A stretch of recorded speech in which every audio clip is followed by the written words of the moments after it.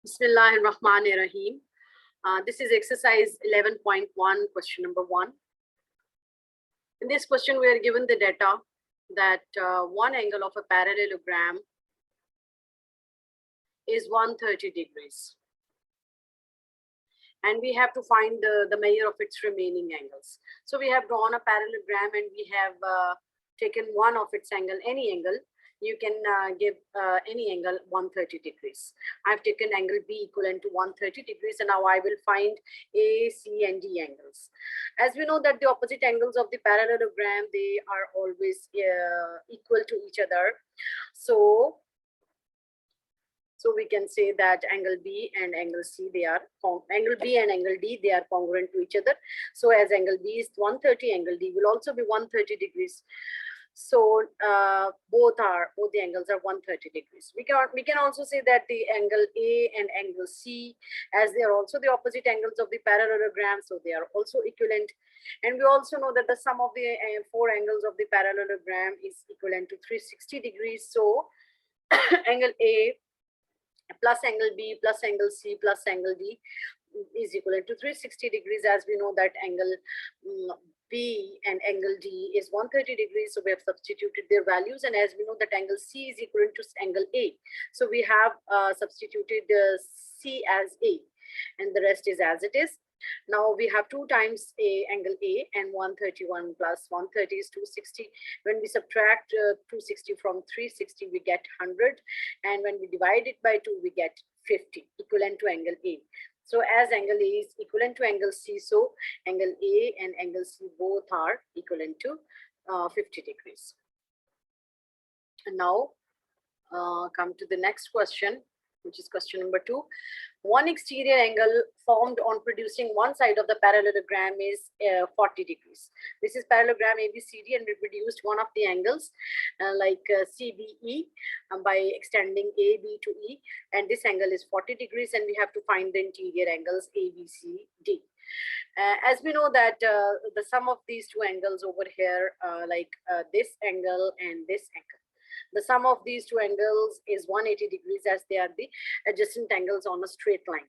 So now we can say that angle ABC and angle CBE, the sum of these two is 180 degrees.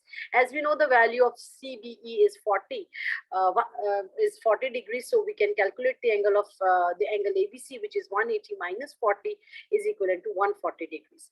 Now this angle B is 140 degrees, so its opposite angle D will also be 140 degrees. So angle B and angle D both are 140 degrees because they are the opposite angles of the parallelogram. Similarly, angle A and angle C, they are the opposite angles of the parallelogram, so they will also be equivalent. And we know that the sum of the four angles of the parallelogram is always 360 degrees. Angle A and angle C is equal to angle A, so we have substituted C as equivalent to angle A. Angle B and D both are 140, so we have substituted their values, and by adding these two we get 240, and by subtracting 280 from 360 we get 80, and by dividing it by 2, as we have 2A is equal to 80, so by dividing 80 by 2 we get 40 degrees, as A is 40 degree, and we know that angle A is the same as angle C, so angle C is also 40 degrees. Now move to the next question, which is from exercise 11.2, question number 2. Prove that the quadrilateral is a parallelogram if its opposite sides are congruent. So we have taken a quadrilateral and we will prove it to be a parallelogram. So as it is given to us that the opposite sides are congruent, so AB is congruent to DC and AD is congruent to DC. We have also taken one of its diagonal AC, and we have named certain angles as 1, 2, 3, and 4. Now its correspondence of two triangles will be taken, triangle ABC and correspondence with triangle ADC. We will prove these two triangles to be congruent by taking the side postulate. So the three sides of this triangle ABC, as AB is congruent to DC, and as it is given to us, and AC are common, and AD is congruent to BC, it is also given to us. So these two triangles are congruent just because of the simple postulate of side. And once these two triangles are congruent, so their corresponding angles are congruent, and angle 1, the corresponding angle of angle 1 here is equal to is angle 2. So angle 1 and 2, as these are the congruent angles of the congruent triangles, these are the corresponding angles of it should be the corresponding angles of the congruent triangles, and we know that they are always equivalent. Similarly, angle 3 and 4, they are the corresponding angles of the congruent triangles, so they are also equivalent. So we know that whenever the angles on the opposite side of the transversal, they are congruent. So in a plane, in the situation in which they are lying, these lines are parallel to each other, and here this situation is between the lines AD and BC. And as angle 3 and 4, they're also congruent. So this situation is between the parallel lines DC and AB. So we can say that angle 1 is congruent to angle 2. So as they are the opposite sides of the transversal, that transversal, this situation will be happening whenever the two lines are parallel to each other. So AD will be parallel to BC, and AB will be parallel to DC. Now come to the next question. Question 1 from 11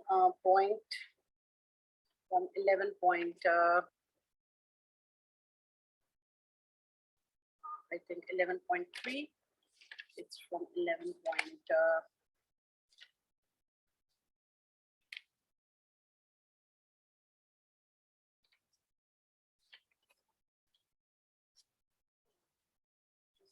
Let me confirm it.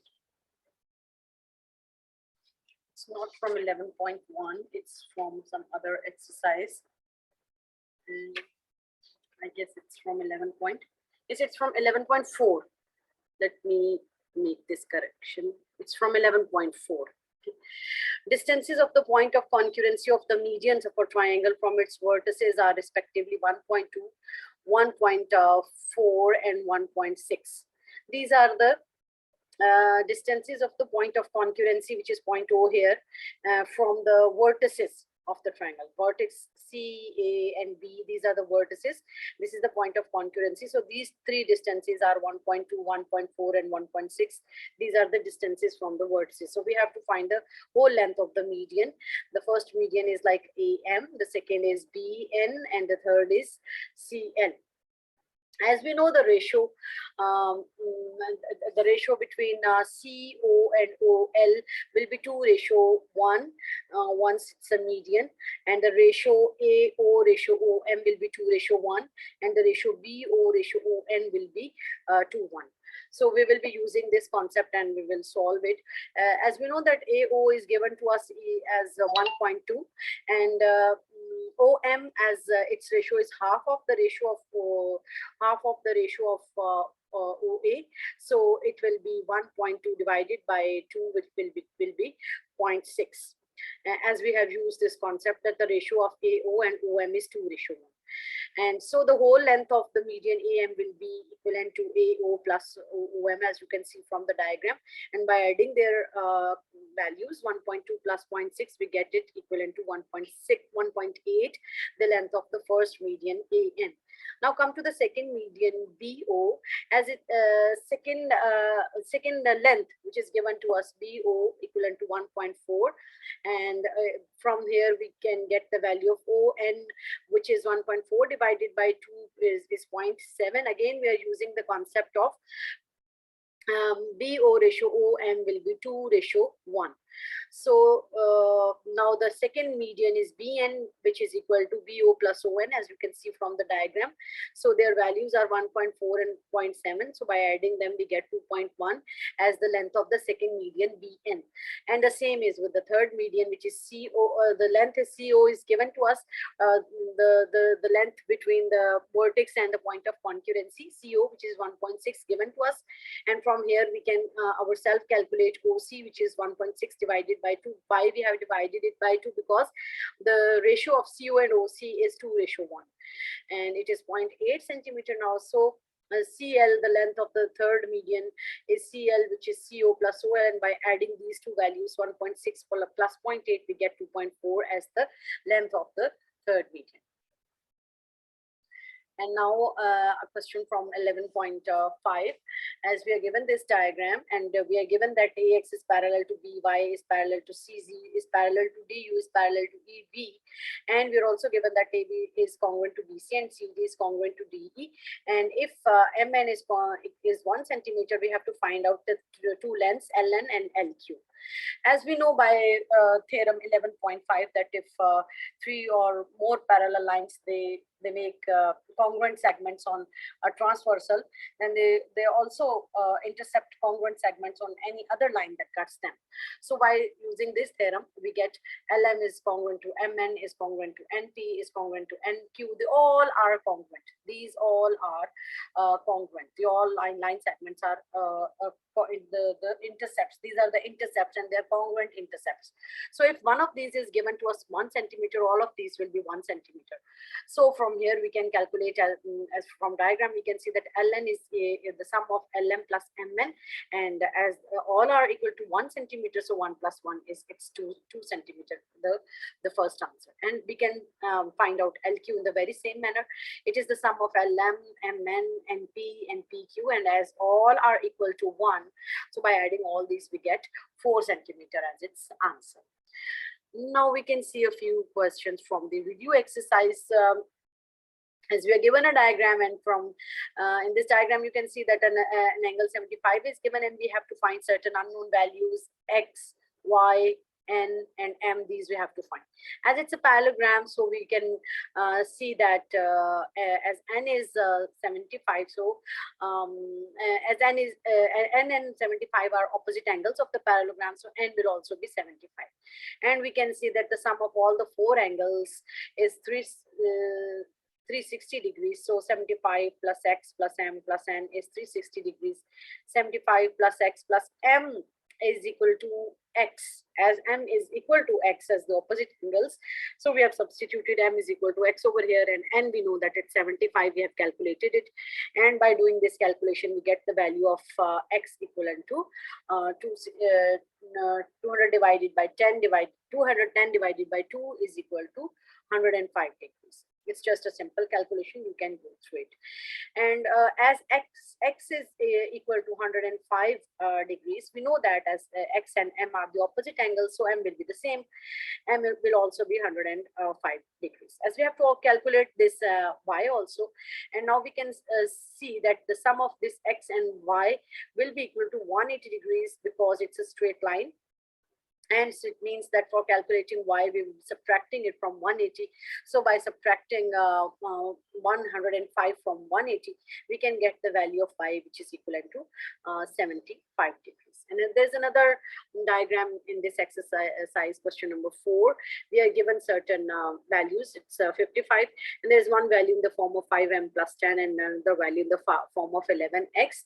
We have to calculate the value of x and m. So as we know that 11x is the same as 55 because these are the opposite angles of the parallelogram. So from here 11x is 55, so x will be equal to 55 by 11, which is equal to 5. So we have calculated the value of x. Now we can see that this angle, as the angle D is 5m plus 10, so angle B will also be 5m plus 10. So by adding all these 4 angles, we can get the sum of these 4 angles, 55, 55, 5m plus 10, 5m plus 10 is equal to 360. And by adding the values, we get 130, and 5m plus 5m is 10m, and 360 is the same. And 10m will be equal to 360 minus 130, which is 230. And by dividing it by 10, we get 23 as the value of the m. So these are the few questions from unit 11. I hope they are clear. Thank you.